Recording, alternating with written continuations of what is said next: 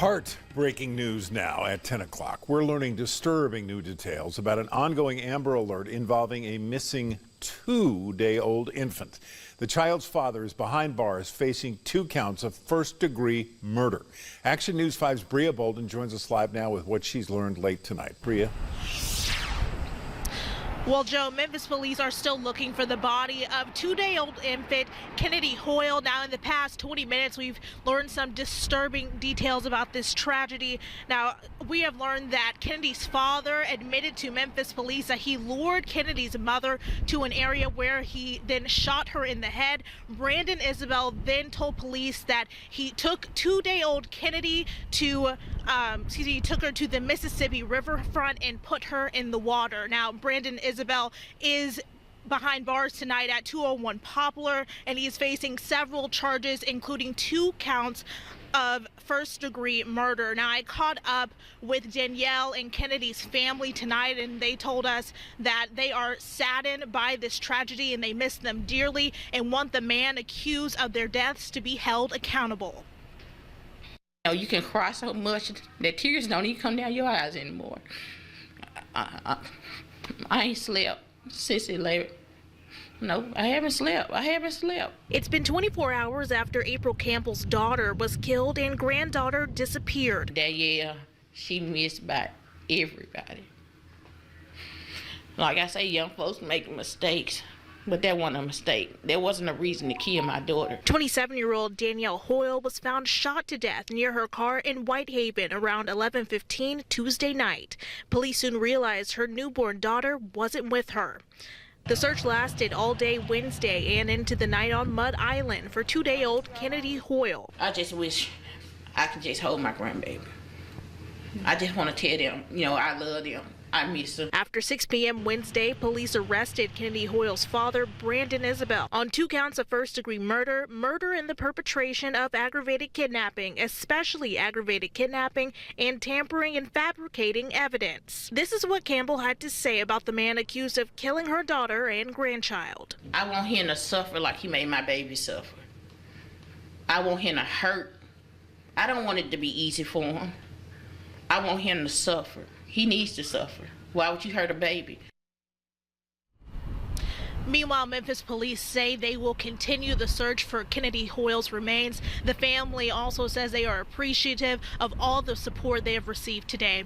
Reporting live in downtown Memphis, Bria Bolden, Action News 5.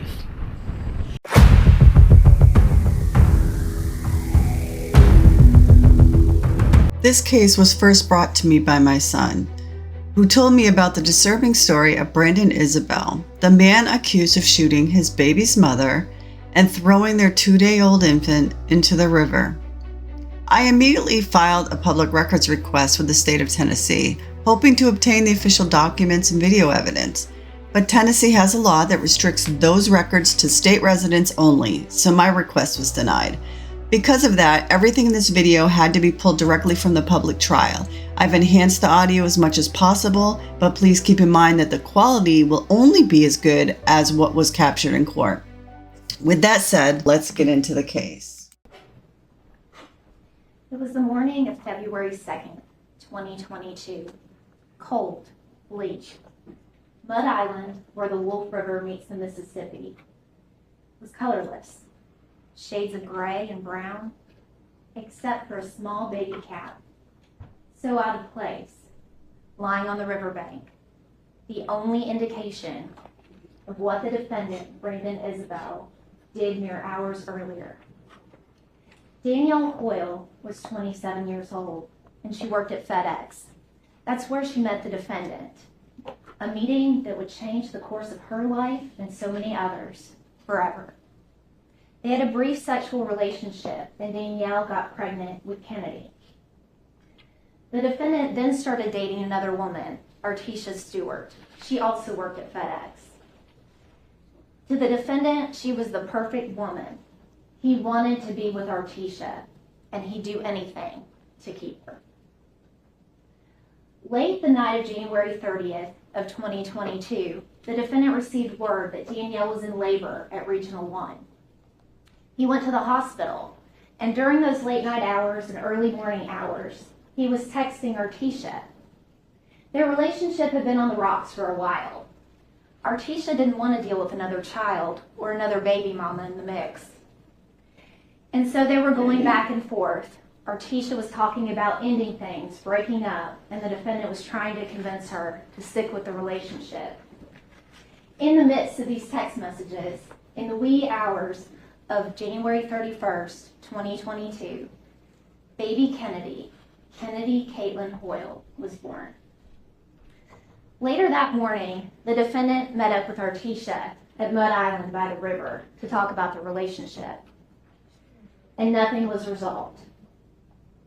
Fast forward to February 1st of 2022. Danielle's released from the hospital with her precious newborn daughter, Kennedy. She takes the baby home to meet her family, and her mother, April Campbell, gets to spend one precious hour with Kennedy. She didn't know that that was the only time she would get to spend with her granddaughter, and the last time that she would see her daughter Danielle alive. Danielle left that night in her Chevy Cruze. She had Kennedy in her car seat in the back seat, and she was going to meet the defendant. He said that he had baby clothes for her, and so they met at a Matco on Brooks and Elvis Presley. Somehow, the defendant convinced Danielle to drive down Sedgwick Road where it meets Levi, a desolate, deserted, dark road. Danielle pulled to the side of the road, parked the wrong way. The defendant exited his vehicle, opened the passenger door, and fired 5 shots into Danielle's car, striking her in the face and the head. He dragged her body from the car, leaving her face down in a ditch, so dark that all that could be seen were Danielle's bright pink shoes.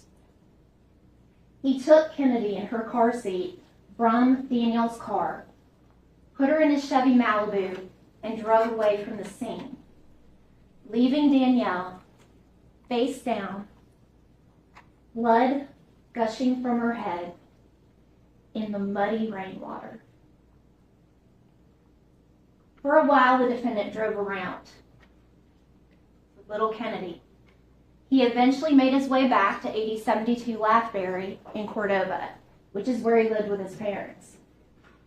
He went inside the house, changed clothes, put his Adidas slides in the trunk of his car, and got back in the Chevy Malibu. Kennedy was still in the car, not even 2 days old. He had one more problem to take care of. He drove to Mud Island. Real-time crime center cameras show his car going up and down, Island Drive, until he finally stops at the old boat ramp where the mouth of the Wolf River and the Mississippi meet. He took Kennedy from her car seat, grabbed her by the leg, and threw her into the cold, dark water, not realizing that her little baby cap had fallen from her head and lay resting on the riverbank. He got back into his car, and during this night, he's still texting with Artisha.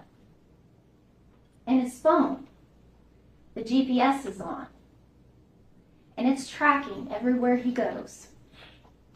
A silent witness to a murderous night.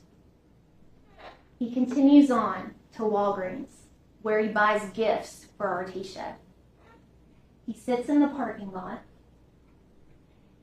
and he texts Danielle, asking about the baby, knowing that she'll never answer. Cover his tracks. Meanwhile, Officer Cody Sutton with the Memphis Police Department is on routine patrol. He's out of the Rains precinct, patrolling South Memphis. and he drives down Sedgwick Road. He knows the area. It's an area that commonly stolen cars are left. And so when he pulls up, he doesn't think anything of it. He sees a Chevy Cruze parked on the wrong side of the road. It looks like it has a shattered window, so he runs the tag. It's dark and raining. And the tag comes back to Daniel Hoyle. So he sends officers to Daniel's home, thinking they're investigating a stolen vehicle. When they arrive, Danielle's not there. They encounter her mother, April Campbell. April informs the officers that Danielle left earlier that night to see her baby's father, that she had a newborn with her, and they hadn't heard from her and didn't know where she was. Meanwhile, Officer Sutton is still on the scene at Sedgwick. He gets out of his vehicle to take a closer look, and he finds the gruesome discovery of Danielle's body. Now, at this point, the Memphis Police Department is starting to realize the gravity of missing Kennedy. Officer Sutton looked around. He found no baby. He found no car seat. Just a bag, a baby bag, with the name Kennedy in the Chevy Cruze to show that she was ever there. A city watch goes out. While this is starting to happen, the defendant has another stop to make. He drives to Walmart on Elvis Presley. He then pulls to the back of the Walmart and drops Kennedy's car seat next to a locked dumpster. And that car seat is later found by a Good Samaritan and Officer Robert Blake. He's still texting with Artesia. She finally relents and says he can come over. He beats her home to 5061 Stacy Road. She pulls up in her Kia Soul, and she can't even make it in her door before the defendant is jumping into her car, telling her that they need to leave. Danielle's family is out looking for him. They want to know where Danielle and the baby are. So Artesia drives him back to 8072 Lackberry in Cordova. That's where the defendant and Artesia Stewart are detained by the Memphis Police Department. Sergeants Wimbush and Boyd, with homicide, began to question the defendant. And through that questioning, it becomes apparent that they need to go to Mud Island. And so a frantic search begins for baby Kennedy on Mud Island. The Braden Dive Team, with divers Hunter Winfrey and Kyle Borland. The Tennessee Wildlife Resource Agency, with Agent Andy Tweed. Numerous MPD officers on the ground, air support, a helicopter, a drone, looking for baby Kennedy. But they didn't find her. All they found was that baby cat on the riverbank. As Sergeant Boyd and Wimbush continued to speak with the defendant, more information came to light. Sergeant Fowler and Officer Cole went to 5061 Stacy Road, Artesia Stewart's home. That's where the defendant had left his car, the white Chevy Malibu. They searched the car, and in the trunk of the vehicle, they found the Adidas slides that the defendant was wearing. Officer Carlisle took the clothing that the defendant was in when he was taken into custody. And he noticed that the defendant was wearing a pair of white socks with what looked to be blood on them. Officer Carlisle, the crime scene, processed both the Adidas slides and those white socks and used a presumptive test, which indicated blood. Those two items were then sent to the Tennessee Bureau of Investigation for DNA testing.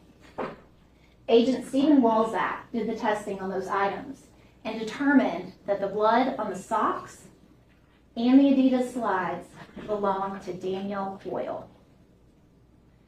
Ladies and gentlemen, once you've heard all the proof in this case, the witness accounts, the DNA, the video, once you have heard all the evidence, the state will ask that you find the defendant guilty of each and every count of the indictment. On the night of February 1st of 2022, were you patrolling in that area? Yes, ma'am. And did you arrive on Levi and Sedgwick around 11:15 p.m.? Yes. And what were the conditions that night? It was cold. It was raining that night. Did you see anything that drew your attention? Yes, there was appeared to be an abandoned vehicle on the side of the road. Okay. Can you describe how it was parked? It was parked on the left-hand side of the road facing the wrong direction. That is a photograph of the vehicle that I found on the street. That is the vehicle that I located, Levi and Sedgwick, parked on the road facing the wrong direction. All right. I thought it was either someone had left it there, parked it there, broken down, or it might be stolen. I had officers go to the registered owner's address to see if they knew the whereabouts of their vehicle. I waited for them to get back with me with that information. I got out and checked the vehicle, and that's when I noticed there was blood on the driver's side door. I found the victim's body in the ditch next to the vehicle. Did you also look for a baby? Yes. Did you locate a baby? No. That is the vehicle parked on the road. It's raining, it's dark. And at this point in time, have you called for additional officers? Yes. And did you also call for paramedics? Yes. Is that protocol in a situation like this? Yes.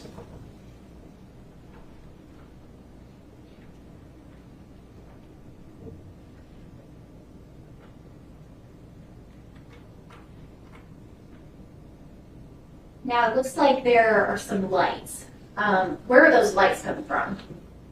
It looks like from the other vehicles that are on the scene. Are there any street lights on Levi and Sedgwick? No.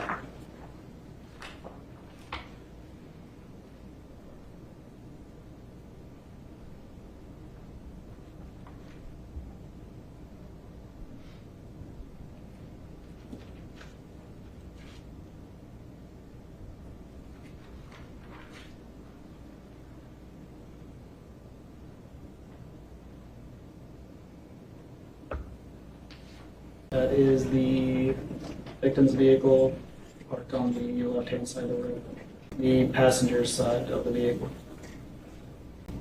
And does it appear that there's something hanging out of the passenger side? Yes. Also the passenger side of the vehicle, the front half of it, is the driver's side of the vehicle, broken window. Inside of the front driver's seat, broken glass and blood on the seat. That is the vehicle. The victim's body is laying next to the vehicle in the ditch. Do you recognize that first photograph? Yes. And what is that a picture of? It's a picture of the victim's body. The picture of the vehicle with the body in the ditch next to it. That is the victim's body lying in the ditch next to the vehicle. Did you hear something earlier coming from that area?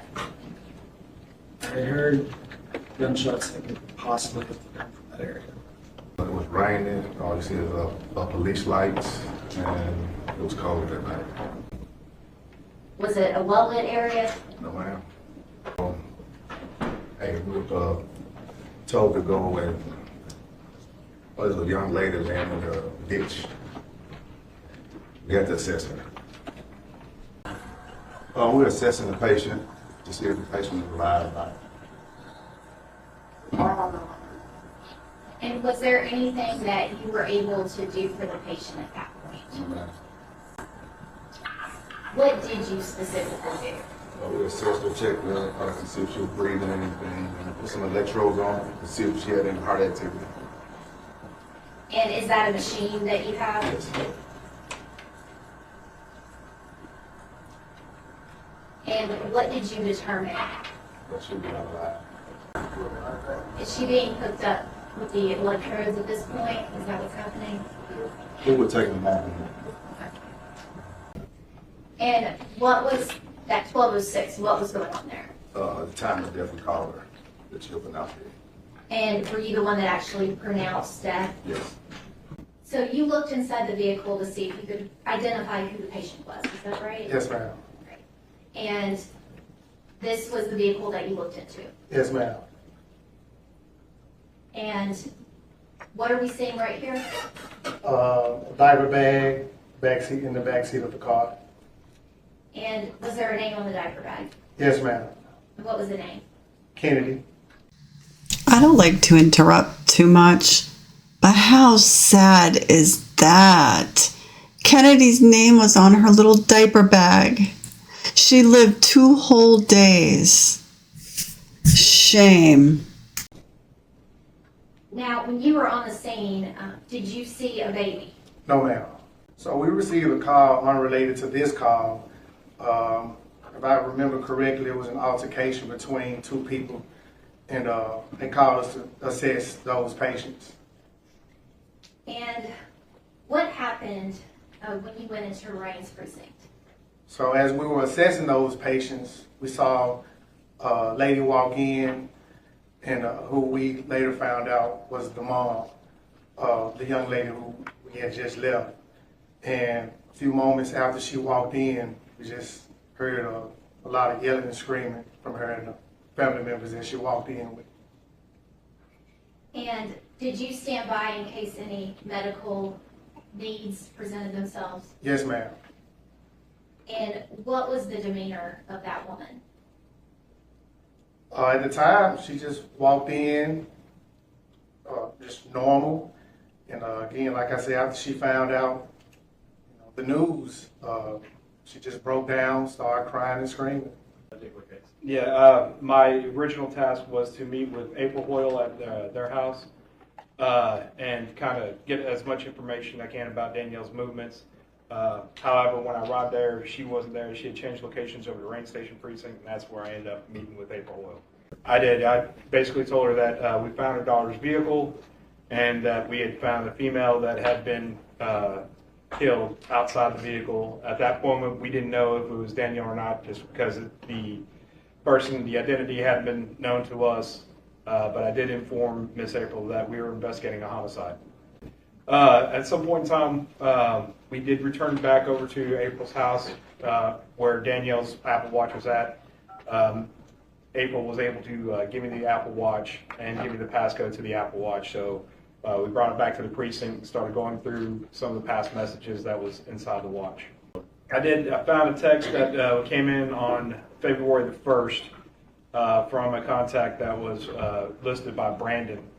In that text, they were talking about the child, Kennedy, is what it seemed like. And Brandon's basically saying that he needed to be a father to his own child and was asking for the Kennedy to be aborted. And this is like a screenshot of a message that she had. It says, "I can't be a father to the kid right now, Danielle, and I don't want to put you through that. I have to be a father to my first child. I haven't been doing that. I don't want you to go through what you're going through with Raya Dad not being around twice. You deserve better than what I've been doing to you. If you love me like you say you do, then let's end this mistake, Danielle. Let's talk to these doctors tomorrow, and let's both hear them and have them understand where we're coming from. I gotta sit back and find myself with no distractions, like for real. I gotta find me." Yeah. And it says, "Brandon, bye. Just stop texting me and go about your business. I don't need you and talking to them. They still not going to do it. I'm going on 5 months now." At the time, Memphis Police Department did not possess the technology to be able to extract the messages from the watch that we had, and I don't think we were in possession of Danielle's phone. So I'm going to play the mother's testimony in full. I won't be cutting any portions of it because I want to give you her raw testimony. How old, do you remember how old Danielle was back then? 27, she was 2 months from 28. 28. Mm-hmm. Do you remember where she was working? At Veterans Express? Federal Press? Yes. Did she have any kids? Yes. She had 2 kids, Jariah and Kennedy. Okay. And back then, how old was Jariah? Jariah was 9. And you said also Kennedy. Yes. So she's working at FedEx. Do you remember when, and I know you don't remember exact date, but when she started to see Brandon Isabelle? I don't remember the exact date. When I started hearing about him, it was like, I want to say maybe May of June of 21. Okay. So early-ish in 21, is at least when you found out about it. Right. How did you feel about that back then? Objection, Your Honor. What is the purpose for this? I'll move on, Judge. Can you identify Brandon Isabelle in the courtroom? Yes, Can you point him out for us? right here. He's standing up, so I guess she's identified. Yeah. All right, that's the guy she started dating. Yes. Did you approve of that? Objection, Your Honor. She can say if you approved of it or not, Judge. It's not, it's her feeling about the other relationship. It's not relevant. I think it is relevant. Overruled. Did you approve of her dating Brandon Isabelle? I can't say, well, to be honest, no. Okay. After she told me about him, I just didn't like what she told me. I'm gonna just say that. What did you learn about him? That he was married. Okay. And I said, if he's married, how do you think he's gonna treat you? If he's not even treating his wife right, how is he gonna treat you right? Okay. At some point during 2021, Danielle becomes pregnant, right? Right. Do you remember when you learned about that? I learned, I wanna say in June of July. How did Danielle, well, what did you learn, what were her feelings about that? Or do you remember what you felt about her pregnancy? She was excited about Kennedy. She sent me a picture of her ultrasound saying, Mama, guess what they found? What they found?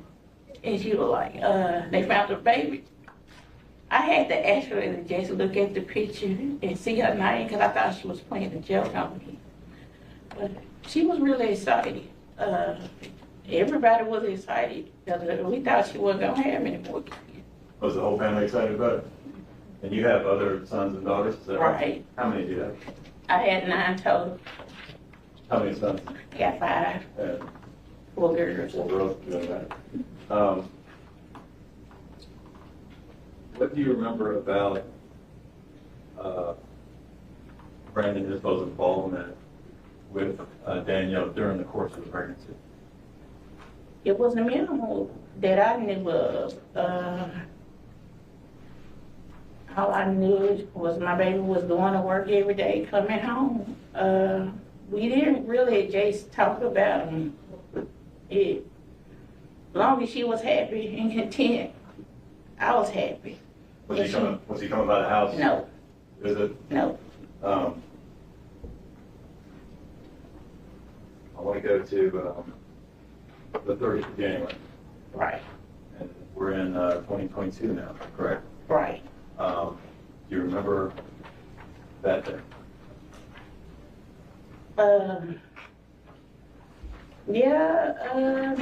That day, it was just a normal day.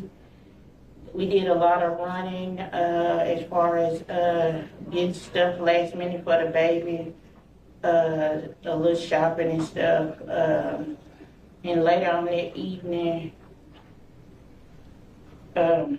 she went into labor.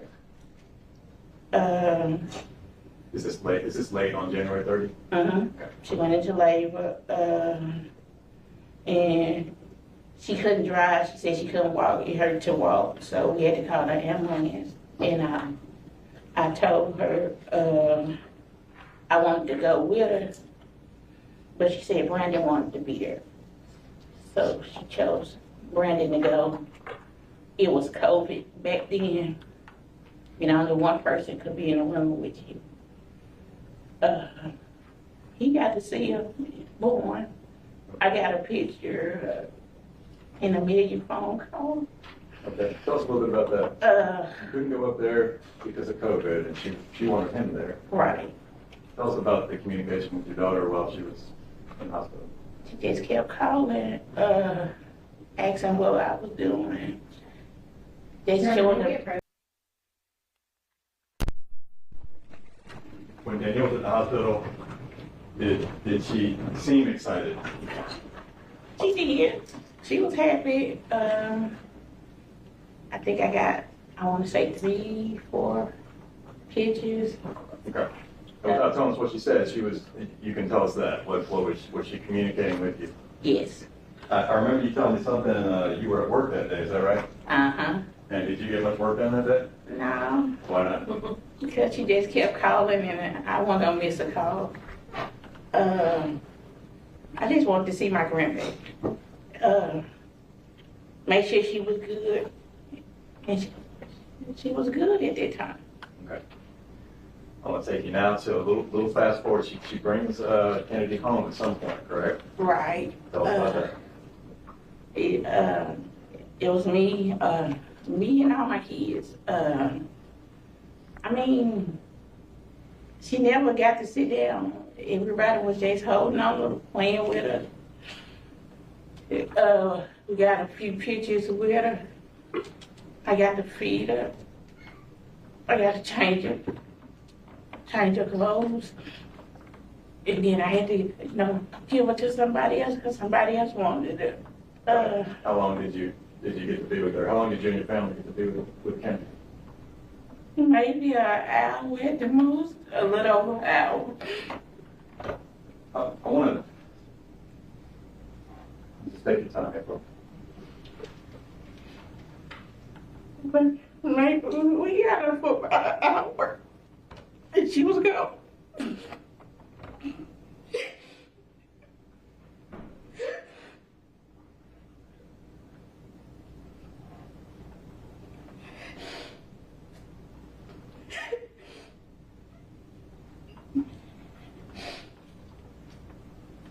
April, if you need a little time, we can take a little time, okay? I'm good. You okay?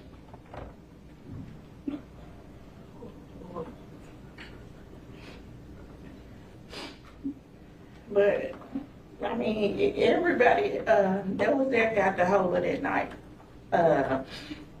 and played with her for a minute. I want to go back just a little bit, and because I meant to ask you, what were you guys doing, you and your family, in sort of preparation for Kennedy? Were you guys gathering and buying things? Yeah, we had been buying stuff since she actually found out she was a girl. The day she found out she was having a girl, we actually started getting everything. The next week, car seats, strollers, bassinets, playpens, beds, clothes, shoes, pampers. I mean, what all my daughter was getting, I was getting, friends were getting. She has a lot of stuff. We still have her stuff. So you guys are ready? We were ready. You said you had her for about an hour. Right. Why did she leave? She told me, Objection, Your Honor, hearsay. Did you learn anything about why she left? Withdrawn? Oh, Withdrawn? yes, ma'am. Yes, I'm rewording it. Thank you. Sorry. yes, she told me she was leaving. Objection, Your Honor, hearsay. Did you learn why she was leaving? Yes, to go see Brandon. Okay. And did she tell you something that was a little Yes, sort of story? Can you yes. tell us what that was? She told me she was taking Kennedy. Your Honor, objection, hearsay. Wait, Oh, okay. She was leaving to go see Brandon. right. Sustain the objection. Sorry, but where did you learn that she was going? To see Brandon. What did you learn was the story that she gave you? That she was taking Kennedy back to the hospital. Okay, how did you feel about that? I actually thought it was true because I had to do it before. Once Me and my son made it home. The hospital called and said he should have never been discharged. So I had to take him back. So I didn't know it was a story. Had I known, maybe things would have been different. Okay, but you felt it was plausible, Right. right? How did it go when Kendi left? Do you remember, did one of your boys put her in the... Yes, my son Cornelius took her to the car and strapped her in a car seat. And they left. The car seat that she was in, is that the one that you guys bought her, or that Yes. Daniel bought? Did y'all have her bundled up Yes, a little bit? Was it cold out that night? it was. I'm gonna fast forward a little bit again. She's gone for a while, correct? Right. Did she call you at some point? No, I actually called her. I Okay. gave her like, I want to say an hour, almost two. Okay. And I called, I asked, What did you learn about? she said, I'm Objection, here. Your Honor, to hearsay. Tell us what you learned about where she was. She was, I'm sorry. she just told me she was getting Kennedy out the car, and she said, my mama called you right back. But I dozed off, and she never called. A couple of hours later, a police was pulling in the yard. I thought it was Danielle.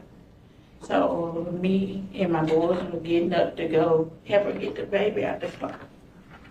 But it was the police, and they were asking me who drove a Chevy Cruze and where was she? And I told them she was gone, she wasn't there. And they were like, they'll be back. And they left, and I actually tried to follow them, but we couldn't keep up. So I just started looking, because I started, at that time, I just panicked. I just started dialing, calling her phone. And I never got an answer. I called her like, I just kept calling her phone, and I never got an answer. So the police came back a second time, and they asked me to describe my daughter. So I described it, and then they were like, we gotta go again. By that time, I just went to the precinct because we couldn't keep up with them. I went to the precinct on Rains. And when I got there, they locked me in the precinct. Okay. And So at some point, did you tell police who she was supposed to be with? yes, Was that early on that you told them that? Or do you remember it? it was when I was at the precinct, so that was like the last part. It wasn't early on. Ask you, I'm sure you a couple of photographs. And you said that you purchased some things for Kennedy, right? Right. And that y'all had sort of bundled her up or whatever for the night before she left. Right. Fast forward photograph, and that's not the same this morning. And let me know if you recognize that photograph and what you recognize. This is the hat I put on her that night before she left. Okay. Did you buy that hat? No, I think that was a gift from a coworker. Okay. Stand next a little bit. All right, April. Is this the hat that y'all put on Kennedy once she left to go see Brandon Isabelle that night? Yes, The hat that was given to you by a coworker? yes. Okay. I'll fast forward another photograph. All right, April. Tell us what this is. This is Kennedy's car seat. That the car seat that y'all put Kennedy in Yes, when she went to meet Brandon Isabelle that night? yes, The last time you saw her was in this car seat? yes, yes. There's baby Kennedy. That baby Kennedy? You remember who took that photograph? Yeah. Okay, was that from your house when she came to visit you? No, that's from the hospital. She was still at the hospital when she took that one. When y'all put her in the car seat, your son put her in the car seat. Mm-hmm. How was she doing? She was fine. She was still woke. I just didn't want her to leave. And is that the last time that you saw her? That was the last time we saw her. Have you seen her since? No. Did y'all have a little memorial for her? We did.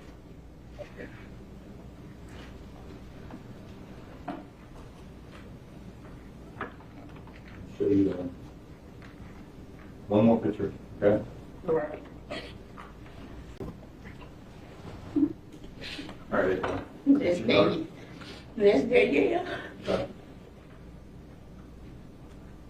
How was Danielle when she left that night with baby Kennedy to go meet Brandon Isabelle? She was happy. She always happy. You don't never get her mad. I mean, she the sweetest thing ever. Did you ever see her again after she left that night with Brandon to go see Brandon Isabelle? No. You guys had a funeral service for her? Yes. This part of the trial was difficult to hear. A grieving mother, a grandmother, describing how she only got to hold her tiny granddaughter for 1 short hour before she was gone forever. Moments like that remind us that behind every headline, there are real families left shattered. Because of Tennessee's public records law, I wasn't able to obtain the original interviews, the body cam footage, or the 911 calls. The state only releases those files to residents. So everything you've seen and heard in this video came directly from the public trial. I've enhanced the audio as much as possible so that even through the poor quality, their voices could still be heard. In the next video, we'll continue with the rest of the testimony, and eventually we'll hear Brandon Isabelle's full confession, restored and enhanced, so you can experience exactly what was said in that room. When I watched the trial live, it was very difficult to make out what he was saying, what the detective was saying. So I will be enhancing that audio so that we can clearly hear what is being said. Thank you for watching. I just want to say thank you. Nothing more, no play. I appreciate